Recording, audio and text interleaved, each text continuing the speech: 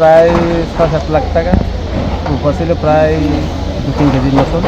স্বর্ণ ছিল প্রায় ২০-৪০।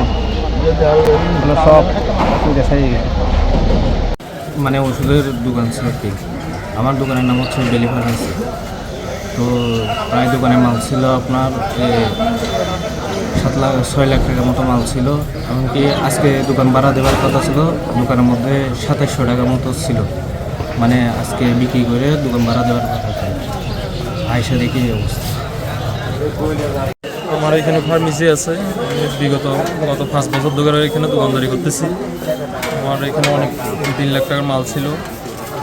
আসার পর আমি 3টা 20-এ আসি, এখানে কোনো মাল বের করতে পারি নাই। সম্পূর্ণ পুরো একেবারে ছাই হয়ে গেছে। আমার বর্তমানে 3টা সমিতি থেকে লোন নেওয়া আছে, সবগুলো চলতেছে। বর্তমানে আমি এখন একেবারে নিঃস্ব হয়ে গেছি, টাকা পয়সা খুব সমস্যায়। যে 3টে বাজানোর পরে আসে দেখছি আগুন চলে দোকানে। তারপরে আমি কি করছি, আগুন ঢুকতে পারিনি। আমার মানে মনে করেন মিথ্যে কথা বলতে লাভ নাই, যেটা সত্য এটা আমার সাইডের 5 থেকে এরকম মাল পুড়ে গেছে। আগুনের সংবাদ হয় 3টা 5 মিনিটের সময়, সাথে সাথে আমরা আসি এবং আমরা 3টা ইউনিটের কাজ করছি। 2টা ইউনিট দিঘিনালা, একটা হচ্ছে খাগড়াছড়ি থেকে। আর আগুন নিয়ন্ত্রণ আছে 30 মিনিটে, মানে 1.5 ঘন্টা পরে, প্রায় 1.5 ঘন্টা পরে নিয়ন্ত্রণে আসে। আর নির্বাপন হচ্ছে 8টা, সম্পূর্ণ নির্বাপন।